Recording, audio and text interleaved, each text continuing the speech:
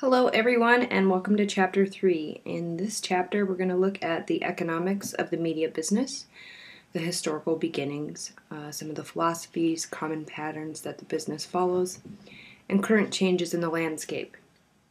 So let's begin with the foundations and typical models that mass media has flourished in. So mass media has historically thrived in a capitalist system. Advertising revenue has been the bread and butter of funding for most of what we see and hear in American media. Traditionally, this cooperative system lends itself to whoever creates the most desirable media product, they win the advertisers and profits from their work. So in this marketplace model, media companies sell ad space to advertisers who desire access to the audience demographic that will be interested in the media product being sold. Another venue that can be explored and is with many newer companies, but is an old practice as well, is through investors. So they purchase their way into partial ownership of a media product in the hopes of turning a profit. They fund the media enterprise who works to create the media product. This investment model, especially venture capital, which is a riskier type of investment in new startups, as we saw in things like Amazon and Facebook, can eventually be profitable in some cases, but investors in these situations need to have longevity and understand that it may be years before there's a payout, if there is one at all. Increasingly, small media companies that become successful are then absorbed into larger conglomerates and become part of a system ran by directors in a profit-minded hierarchical structure. Since the creation of new media streams, the model is changing and advertising revenue is kind of drying up as audiences find new ways to get their information. The internet has been a huge catalyst in the changing economic model of media revenue. They contribute to this redirection of advertising revenue and this idea of long-tail media, where there's a lot of different products available to a wide array of people. So, throughout history, the story of media companies has gone something like this. There's a hardworking entrepreneur, visionary, who creates a company with something special about it, maybe a little quirky calling card. They become successful, and then maybe sell out to a larger company. And then whatever it was that made that company quirky and different and becomes blander throughout time as that larger conglomerate company and board members try to make it appealing to the most amount of people that they can. So not every successful media company has followed this capitalistic structure. Many companies have found ways to remain viable in a rough market through sponsorship. Institutional sponsorship of media is usually part of a larger mission of an organization, so they reach out to fulfill their mission, and in return, the organization underwrites their expenses, such as with the Christian Science Monitor. They've provided news as part of a larger mission without being really preachy, and the Monitor presents topics in a solution-oriented perspective which fits in with their mission. Another model outside the normal profit-driven model of capitalism is the community foundations entities, which are supported by donations from the community that it benefits or donations from people who believe in the mission or the beneficial aspects of the media source.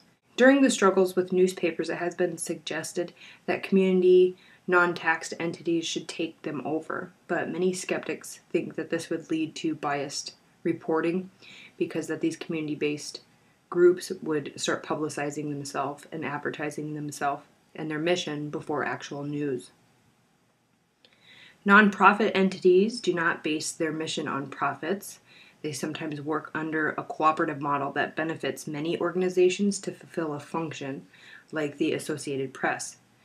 Several companies come together to lower the cost on each individual who actually require that same service. So the AP is a very successful model of a nonprofit organization because nonprofits are not concerned with making money. They will often take on riskier tasks than other media organizations. Like a lot of people have dropped investigative reporting because it is so costly. But sustaining a nonprofit can be very difficult at times. University media is like campus-based generators of media content. And They're kind of part of this new emerging type of organizations that put out information, do investigative journalism, and tackle abuses of power in politics and things like that. Almost all the media companies that we know began as sole proprietorships. And then what happens is when the founder passes away, they will leave the company as an inheritance for their family. It's been really difficult for families to hang on to media companies throughout time because the taxes that come along with inheritance are so stiff. So family ownership seems to lend itself to more, they'll be a profit-minded company, but they also look at the needs of the community that they serve, and they have higher standards for what they will and will not do than, say, a board of a corporation. They also lend themselves to making content, media content that isn't as boring or bland and doesn't have to appeal to every single person in the audience. Because it's hard for families to hang on to media companies after the death of the founder, they usually get absorbed into bigger conglomerates, or part of them is sold off as a result. The government has played a role in the media since the beginning of America. They've implemented policies that have favored the media and helped really shape its economic structures, regulated it, and announced it as important in our culture since the First Amendment. From the very beginning, the U.S. government favored media over other types of industry through postal favoritism. And in 1789, government discounts for mailing newspapers were one of the first acts of the very first Congress. So they allowed periodicals to be mailed for a penny a copy within 100 miles and 1.5 cents for up to 450 miles.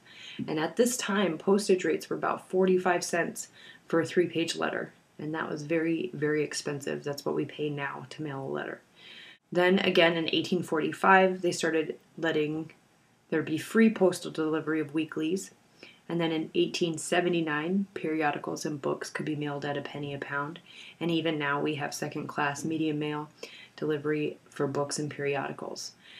So these postage rules and these postal favoritism help standardize the size and shape of magazines and books and newspapers and periodicals. And it also gave them just this leg up in the industry over other types of business from the very beginning. These were essentially government subsidies that favored media companies and gave them an economic advantage over other industries because the government recognized that this transferring of information was really beneficial to people in a democratic society. Broadcasting is the most regulated type of media, with the beginning of regulation of broadcast in the early 1900s with radio. And it was first done as a public safety issue during wartime and with ships, and then later under the Federal Radio Act in 1927. So the Federal Radio Act was designed to just protect the emerging radio industry.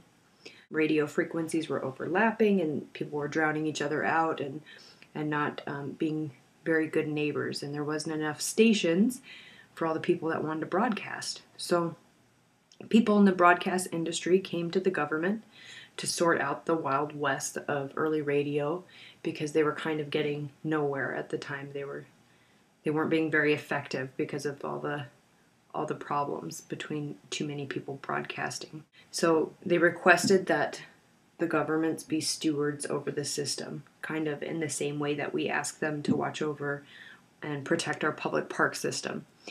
The Federal Radio Act was the government's response to too many stations wanting a license. They had to devise a way that radio stations could be denied licenses so that not everybody could get one. And what they came up with was that the radio station had to be serving the public good. If they did not feel that a station was serving in the public interest, then they would not be licensed. So the government kind of favors media, it regulates media, and historically they've found that it's an important part of a democratic society. Newspaper preservation was one of these ideas of media being important in a democratic society. And in 1970, a lot of newspapers were failing and closing their doors. And so Congress kind of stepped in with this Newspaper Preservation Act. And what they did is they encouraged a lot of newspapers to combine their non-news parts of their business. So they told them that they wouldn't be violating monopoly laws or anything like that if they combined their offices of advertising, production, distribution, and just their general business offices. And then they could stay independent as far as reporters went and their editorial staff. So they came up with this idea of joint operating agreements. And in the beginning, 56 newspapers did create these joint operating agreements, but it didn't work for very long, and the weaker newspapers just kind of fell apart anyway and disappeared. So it didn't really work. And actually now our newspapers are failing even worse than they were in the 70s, but the government hasn't really stepped in that case. There's been suggestions that maybe newspapers should go to nonprofit organizations or community-based organizations. Right now, each newspaper separately prints, produces, writes, does everything within the production of a newspaper. They deliver it. So they're vertically integrated. And so every part of business that has taken a hit during this transition to digital has been taken by newspapers. So it's been very damaging for them. So they're trying to centralize their offices. For instance, Lee Enterprises, which owns the Rapid City Journal, has moved a lot of their offices to a central hub in Munster, Iowa. When you call the Rapid City Journal customer service, you might get somebody from Iowa or Montana or wherever they have that central office located. And so they're trying to hub these services that they need to complete at each of the papers in order to save money and cut the cost of producing a newspaper. So they're not going into business with competing newspapers, but they are going into business with newspapers that are owned by the same company. Right now, the media system is changing, and there's a lot of companies that are finding new models and new ways to sustain profitability. One of the ways this is done is through micropayments, like you see with iTunes, where you pay a very small amount of money for a very small amount of media. And so they sell many, many small pieces of media for a very low price, and they end up being very profitable. There's also hybrid funding. And hybrid funding can involve a lot of things. They can get partial funding from the government, such as in the case with PBS. They can get partial funding from underwriters. And usually it's corporate underwriting, like major oil companies or big corporations who try to throw their hat into philanthropy or being civically minded or putting their name behind a media product that is good for the public and that they would like their name attached to. So it's kind of like an advertisement. You can see them on PBS actually at the end of the show says sponsored by Dole or whatever it is. That's underwriting.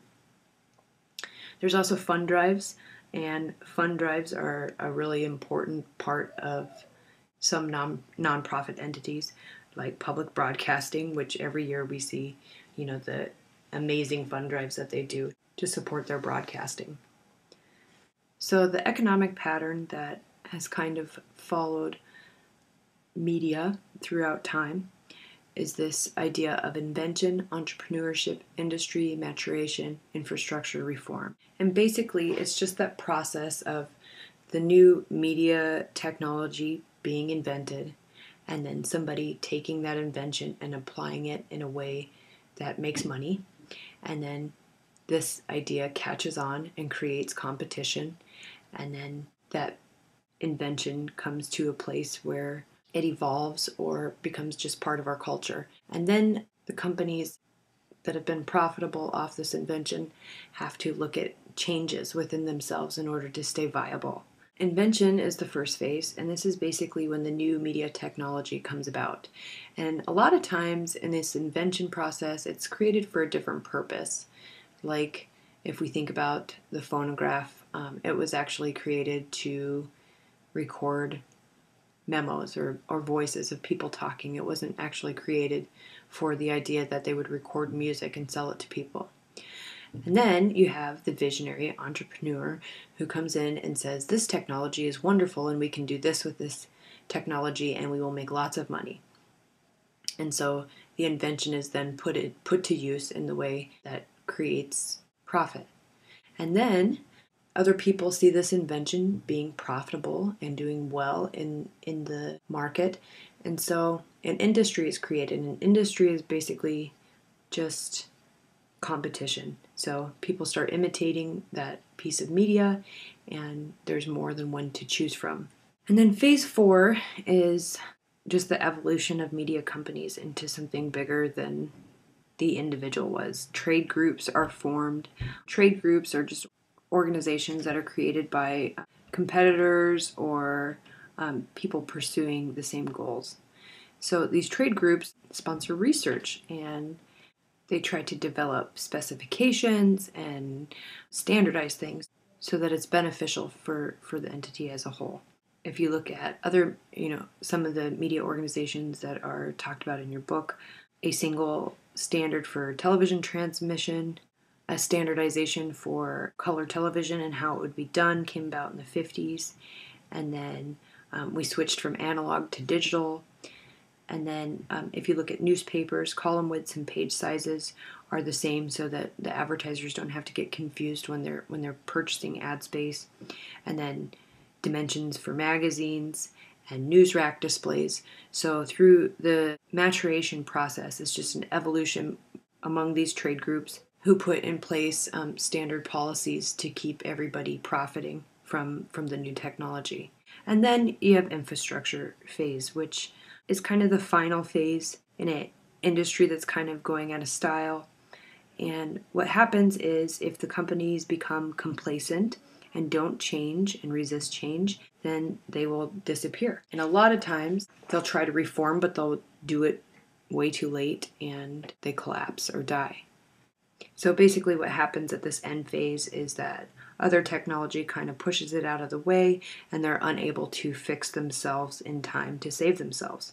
And so this is just a predictable pattern of media business where they either fade or become radically different and keep going. So we're going to look at chapter 15. Authoritarianism has been the most prevalent political system throughout the history of mass media, with monarchies and dictatorships and theocracies.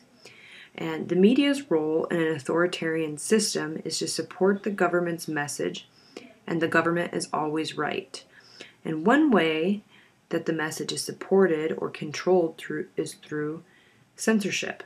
And this is done in a few ways. Either before the publication goes out, it is monitored, and this is a very difficult task, and sometimes the governments have to form agencies that put censorship bureaucracies into place to control the flow of messages. Another way is to execute, and this is even done publicly sometimes to people who report messages that go against the government or dissidents.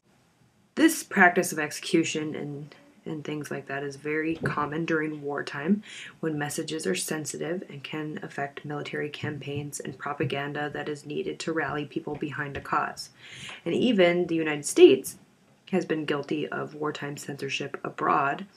The Caribbean nation of Grenada served as an example of this. The U.S. took over it in 1983, and the Navy blocked journalists from actually entering the area. And it surprised the world with the attack because there was no reports of it possibly happening or anything like that. And there was even some journalists that tried to sneak in, but they were intercepted.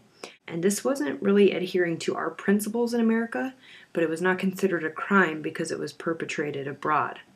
And this instance in Grenada was heavily criticized and resulted in a pool system that we put in place after that, where reporter corps were rotated and shuffled into combat areas.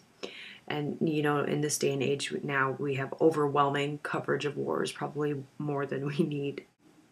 The problem with censorship within an authoritarian system is that the government cannot control what people talk about or listen to or read on their own. And in this age of the internet, the spreading of information is even more difficult to control, and it's immediate. We witnessed the power of the internet in the recent revolutions in Africa, beginning in Tunisia and spreading to Egypt and Libya. You can look at that a little closer in that film, How Facebook Changed the World, which I actually have on the Schoology site. Authoritarianism is based on the idea that the government is right in all that it says and does because leaders have a direct line to God. They have a divine right, and what they say is from God. The divine right of kings was first known to be articulated in 1598 by King James I.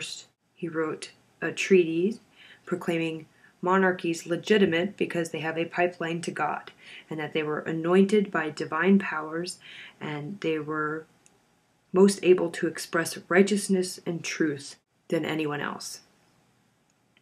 So anyone who supports their cause should be rewarded, and anyone who proposed different ideas was embracing heresy against God and should be banished or executed. So it was this my way or the highway, says God type of philosophy. During the Enlightenment, the idea of libertarianism began to flourish. And the premise of libertarianism shifts the ability of reason, righteousness, and trust to the public instead of an anointed one. And John Milton was an English writer, and he was one of the pioneers of libertarianism.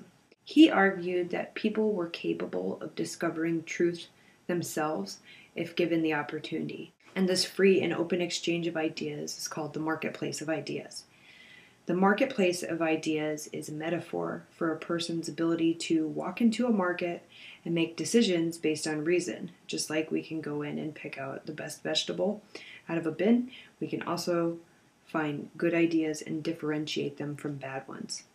So Milton realized that people would err, but that flawed ideas would be eradicated over time through this self-righting process. Libertarianism took strong roots in the American colonies and the Revolution to separate from authoritarian rulers with our Declaration of Independence. The modern marketplace of ideas is flourishing on the internet. So these libertarian philosophies get most tested for the United States in times of war. And you can't have both. You can't have censorship and a marketplace of ideas in the same place. So what happens during war is that some things need to be protected. There's, issues of survival, and things aren't so clear sometimes during war.